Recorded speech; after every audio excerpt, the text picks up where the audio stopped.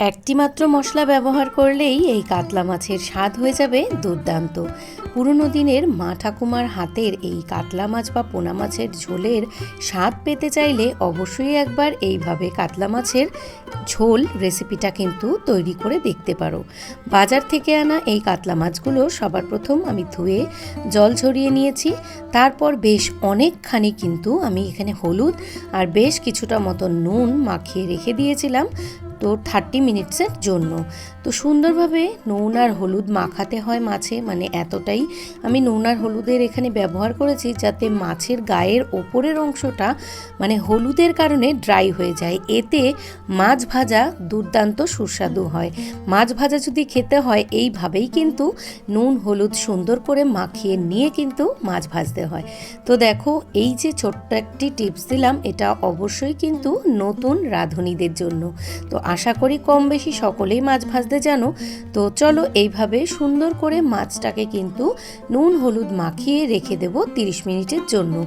আর এই মাছের ঝোলটা ভীষণই সুস্বাদু হয়। গরম গরম ভাতের সাথে এক থালা ভাত কিন্তু এই মাছের ঝোল দিয়ে খাওয়া হয়ে যাবে। এবং এই যে মশলাটি, এই মশলাটির কারণে মাছের ঝোলের স্বাদ হয়ে যায় অত্যন্ত সুস্বাদু। রান্নাটির জন্য আমি নিয়েছি 3টে কাঁচা পাকা লঙ্কা, নিয়েছি আধ ইঞ্চি মতন আদা। এটি মিক্সার গ্রাইন্ডারে খুব ভালো মতন কিন্তু পেস্ট করে নিয়েছি। এরপর একটা মশলা তৈরি করে নেব। ওই আদা কাঁচা লঙ্কা বাটার মধ্যে দিয়ে দিয়েছি 1 চামচ মতন হলুদ গুঁড়ো, 1 চামচ মতন কাশ্মীরি লঙ্কার গুঁড়ো, দিয়ে দিয়েছি 1 চামচ মতন জিরের গুঁড়ো, দিয়েছি 1 চামচের থেকে সামান্য একটু বেশি নুন, দিচ্ছি আরও বেশ কিছুটা চিনি। অবশ্যই চিনিটা দিতে হয় নুন মিষ্টির স্বাদের ব্যালেন্সের জন্য। এই যে ঝোলের যে স্বাদ, চিনি না দিলে কিন্তু ব্যালেন্সটা একটা অন্যরকম লাগে। তো একটু চিনি দিলে কিন্তু সেই রান্নার স্বাদ কিন্তু খুব ভালো হয়। এইভাবে রান্নার মশলা ভিজিয়ে রেখে দিলে বা গুলে রাখলে সেই মশলার কিন্তু রান্নার ঝোলের টেস্টটা কিন্তু দুর্দান্ত হয়।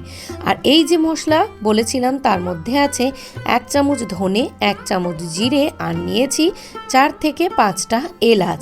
এই সম্পূর্ণ মশলাটাকে ড্রাই রোস্ট করে আমি কিন্তু মিক্সার গ্রাইন্ডারে গুঁড়িয়ে নিয়েছি। চলো রান্নাটা শুরু করা যাক। বেশ কিছুটা আমি এখানে সর্ষের তেলের ব্যবহার করেছি।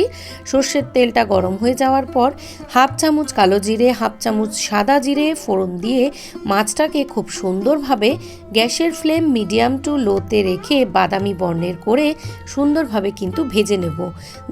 মাছের গায়ের যে হালকা বাদামি রং ধরে আসতেই কিন্তু আমরা মাছটাকে উল্টে পাল্টে দিচ্ছি। তো দেখো এখানে মাছটা কিন্তু খুব সুন্দরভাবে ভাজা হয়ে গেছে।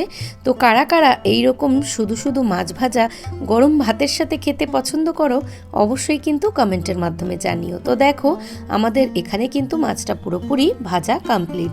ভিডিওটা চলতে চলতে একটা ছোট্ট অনুরোধ, যারা আমার পরিবারে আজকে নতুন তাদেরকে জানাই অসংখ্য ভালোবাসা। যদি ভিডিওটা ভালো লেগে থাকে অবশ্যই ভিডিওটাতে লাইক করে পাশে থাকা বেল নোটিফিকেশন অন করে আমার পরিবারের সদস্য হওয়ার অনুরোধ রইল।